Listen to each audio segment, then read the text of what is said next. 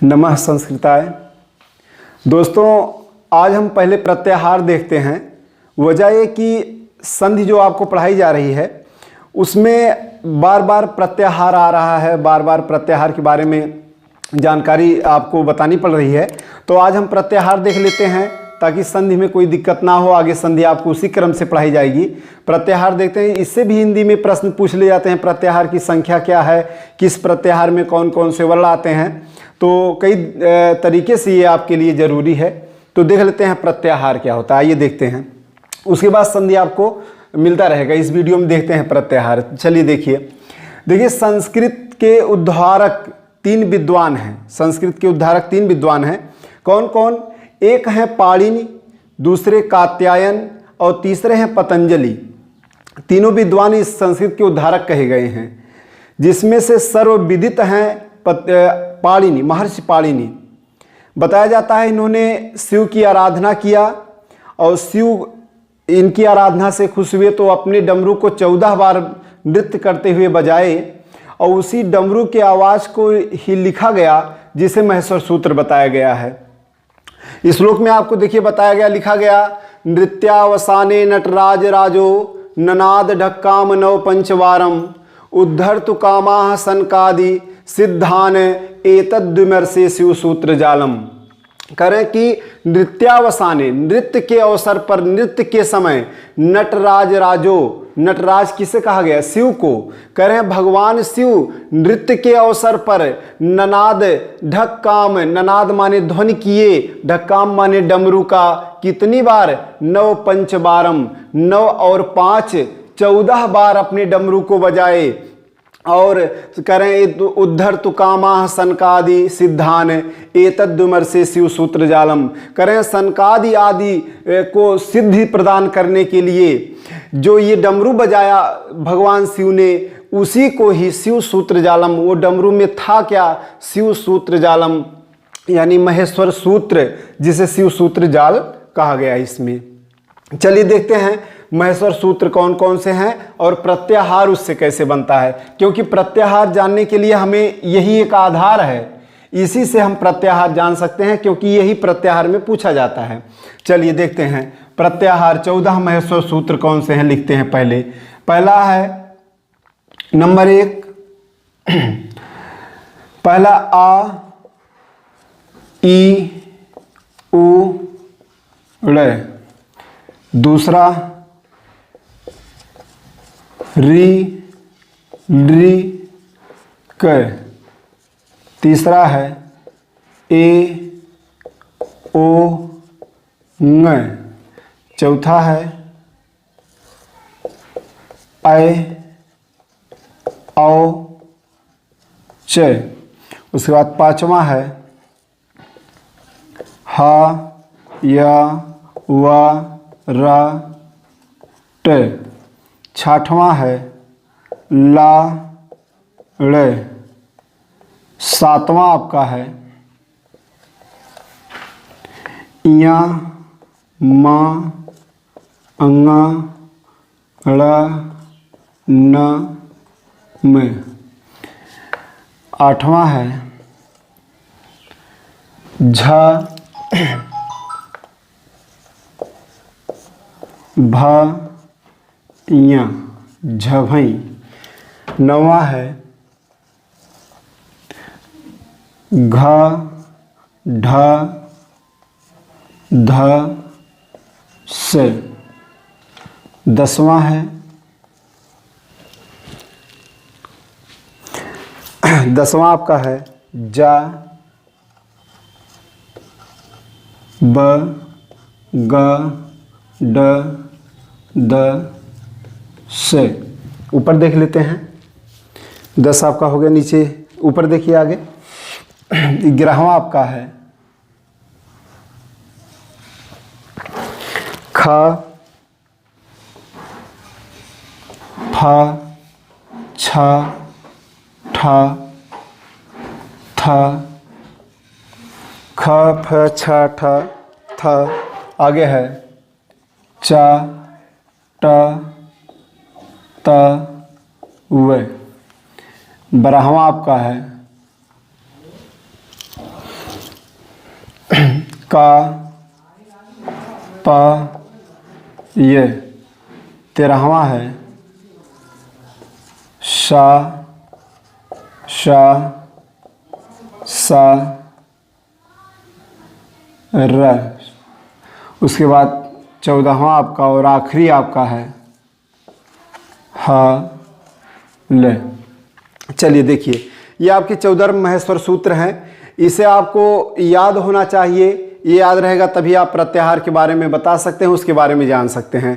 एक बार फिर से सुन लिए, महेश्वर सूत्र कौन कौन है? 14 महेश्वर सूत्र है आ ई ऊड़ री री क ए ओंग ऐ औच हा या व र ट लड़ यमंगणनम झ भय घटधस जब गढ़धस खप छटत चटतो क पय सस सर हल। ये आपके 14 महेश्वर सूत्र हैं। इन्हीं 14 महेश्वर सूत्र को आपको याद रखना है। इसी से आगे प्रत्याहार आप जानेंगे, प्रत्याहार के बारे में जानेंगे कैसे क्या है प्रत्याहार। तो देख लीजिए आगे, इसमें और थोड़ा जानकारी लीजिए। इसमें जानकारी आपको ये बता दें, इन 14 महेश्वर सूत्र में चार सूत्र है, 4 सूत्र संस्कृत में बता रहे, संस्कृत के अनुसार है। 4 सूत्र स्वर विधायक होते हैं और उसके बाद बाकी जो आपके 10 हैं, 4 के बाद प्रथम से 4 ये आपके 4 ये स्वर में आते हैं और बाकी जो और हैं 10 सूत्र बाकी जो बचे वे व्यंजन विधायक हैं। और इसके बारे में करें, इस महेश्वर सूत्र में हा ऐसा अक्षर वर्ण है, हा ऐसा वर्ण है जो 2 बार आया और दोनों बार गिनती में आता है, गिना जाता है 2 बार। एक बार यहाँ आपका 5वें सूत्र में, एक बार आखिरी 14वें सूत्र में। और इस प्रत्येक यानी जितने आपके हैं, जितने लिखे गए हैं 14 महेश्वर सूत्र, सब में अंतिम वर्ण जो है जिसके नीचे हलंत लगा है, इसे हम हल वर्ण कहते हैं और इसे इति संज्ञक भी कहा जाता है। आगे अब इसी से देखिए प्रत्याहार कैसे बनता है। प्रत्याहार एकदम आसान है, आप ध्यान से देख लीजिए, बस आपको आ जाएगा, एक ही बार में आपको आ जाएगा, फिर कभी आपको दोबारा इसे पढ़ने की जरूरत नहीं पड़ेगी। देखिए प्रत्याहार बनता कैसे। प्रत्याहार का मतलब है, प्रत्याहार का अर्थ होता है संक्षेप कर देना, छोटा कर देना। तो यानी संक्षेपण क्रिया को प्रत्याहार कहा गया है। तो जैसे जब बड़े वाक्य को छोटे में और भाव पूरा वही रहे, उसका मतलब वही रहे, तो उसी को प्रत्याहार बताया गया। जैसे यहाँ देखिए लिखा गया, आप जो सामने आता है, जैसे लिखा गया अच प्रत्याहार में कौन कौन से वर्ण आएंगे। अब अच कैसे बना प्रत्याहार? ये प्रत्याहार आपका है अच, तो आ से लेकर चा तक जितने वर्ण हैं सबको गिना जाएगा, आ से लेकर चा तक। लेकिन इति संज्ञक वर्णों को, इति संज्ञक वर्ण कौन कौन से हैं? जिसके नीचे हलंत है, उन वर्णों को छोड़ दिया जाएगा। तब देखिए गिनिए, पहला है आ, फिर उसके बाद ई, उसके बाद उ, उसके बाद ला नहीं लिखा जाए क्योंकि इसके नीचे हलंत है, उसके बाद री, उसके बाद री, और उसके बाद ए, और उसके बाद ओ, और फिर ऐ, और फिर औ। ये आपके 9 अक्षर आते हैं किसमें? अच प्रत्याहार में। इसी अच को ही स्वर कहा गया। क्या कहा गया है? स्वर। अच माने स्वर, क्योंकि चारों सूत्र आ गए इसी के अंतर्गत। यही संस्कृत में स्वर बताए गए कि संस्कृत में केवल कितने स्वर हैं? 9 स्वर हैं, इसी के अनुसार बताया गया संस्कृत में। अच्छा आगे देखिए और प्रत्याहार समझिए। जैसे अगर कहा दिया जाए अक प्रत्याहार में कौन कौन से वर्ण आएंगे, तो अब आ से लेकर का तक लिखा जाएगा, लेकिन जिसके नीचे हलंत है उसकी गिनती नहीं की जाएगी। तो कौन कौन आएगा इसमें? अक में आ, ई, उ, री और री। अगर यही कह दे इक प्रत्याहार में कितने वर्ण आएंगे, अब ई से लिखा जाएगा, अब आ से नहीं गिना जाएगा। अब कहां से गिना जाएगा? यहां से गिना जाएगा। देखिए कौन कौन आएंगे? ई, उ, री और री, इतने वर्ण आएंगे। इसी प्रकार से आपके प्रत्याहार बनते हैं। और कोई जैसे आपको कह दिया जाए यण प्रत्याहार में कौन कौन से वर्ण आएंगे? यण प्रत्याहार में एकदम आसान है, कहां से गिना जाएगा? या से। या कहाँ लिखा है, या देखिए यहाँ लिखा है, या से कहाँ तक, रा तक। तो यहाँ देखिए या, वा, रा इसकी गिनती नहीं होनी है, और उसके बाद ला इसकी गिनती नहीं होनी है। तो कौन कौन से आएंगे, या, वा, रा और ला, ये 4 अक्षर आएंगे किसमें, यड़ प्रत्याहार में। इसी प्रकार से आपका प्रत्याहार बनता है। कोई भी प्रत्याहार आए तो इस प्रकार से आप बता सकते हैं, आपको याद हो तुरंत बता देंगे कौन कौन से वर्ण इसमें आते हैं। अब तो कोई दिक्कत नहीं होनी चाहिए हमारे हिसाब से। हाँ, थोड़ी जानकारी और देखिए इसमें। जानकारी और ये है कि जैसे प्रत्याहार में अब प्रश्न और पूछे जा सकते हैं कि प्रत्याहार कुल कितने होते हैं। आपको बता दें कौन से प्रत्याहार को आप याद कर लो तो आपके काम में आएगा। प्रत्याहार कुल कितने प्रत्याहार होते हैं, बन सकते हैं इससे, तो याद रखिएगा कुल 42 प्रत्याहार बन सकते हैं इससे। 42 प्रत्याहार। कुल प्रत्याहारों की संख्या कितनी है, 42। और आगे देखिएगा, उसके बाद अब कुछ प्रत्याहार इंपॉर्टेंट हैं, जरूरी हैं आपके लिए, जैसे हमेशा याद रखने चाहिए तो काम में आएगा। कौन कौन से हैं देख लीजिए, यही हम इसे मिटा के यही लिख दे रहे हैं कौन कौन से हैं।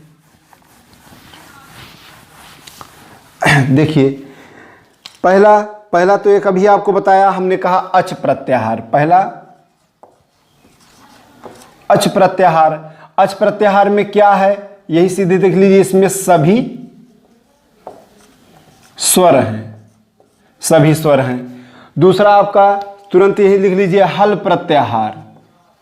हल प्रत्याहार में क्या है, सभी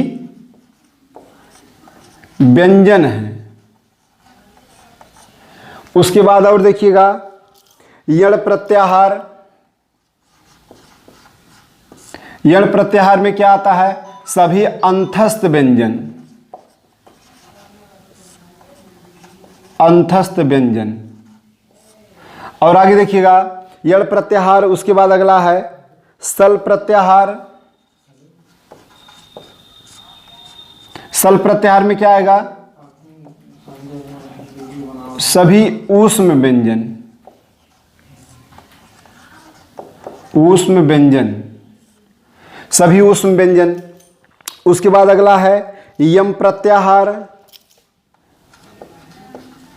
यम प्रत्याहार में कौन कौन से वर्ण आएंगे, पंचमाक्षर।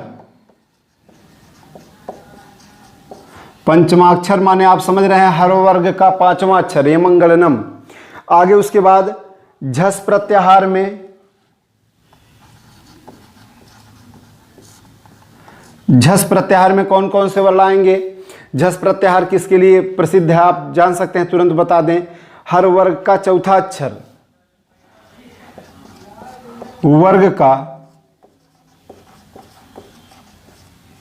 4th वर्ण के लिए प्रसिद्ध है झस प्रत्याहार। और देखिएगा जस प्रत्याहार, कल ही आपको बताया गया था संधि में, झलाम जसोवंते, तो जस झल प्रत्याहार का जस हो जाता है, यानी क्या, जस में वर्ग का, यानी सभी वर्ग का तृतीय वर्ण हो जाएगा। उसके आगे देखिए अगला है खर प्रत्याहार। खर प्रत्याहार ये आपको जरूरी है, आपको बताया गया था जब वर्णमाला पढ़ा रहे थे हिंदी में, तो वहां सघोष अघोष बताया गया था। तो खर प्रत्याहार में सभी अघोष वर्ण आते हैं, याद रखें, खर प्रत्याहार में सभी अघोष वर्ण आते हैं।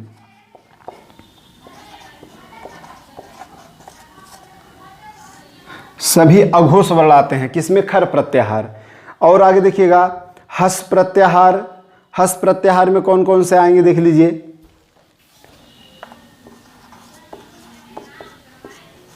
हस प्रत्याहार में सभी सघोष वर्ण आएंगे, चाहे आप सघोष कहिए चाहे केवल घोष कहिए, चाहे केवल घोष कहा जा सकता है, घोष वर्ण आते हैं इसमें हस प्रत्याहार में। और देखिएगा आगे लिखा गया यस प्रत्याहार। यस प्रत्याहार में सभी अल्प प्राण वर्ण आते हैं, अल्प प्राण, अल्प प्राण वर्ण सभी आ जाएंगे। आपके लिए ये याद करना आसान हो जाएगा अगर प्रत्याहार याद हो जाए।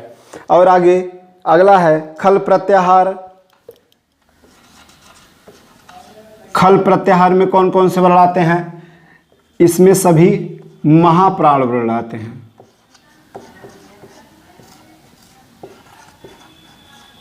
सभी महाप्राण वर्ण आएंगे इसमें। तो ये कुछ आपके प्रत्याहार हैं जो आपके लिए जरूरी हो सकते हैं। अगर आप याद कर लें तो आपके बहुत से काम में आएंगे। बताया गया अच सभी स्वर, हल सभी व्यंजन, यड़ प्रत्याहार में अंतस्थ व्यंजन कौन कौन? या, रा, ला, वा। और सल प्रत्याहार में सभी ऊष्म व्यंजन कौन कौन? सा, सा, हा।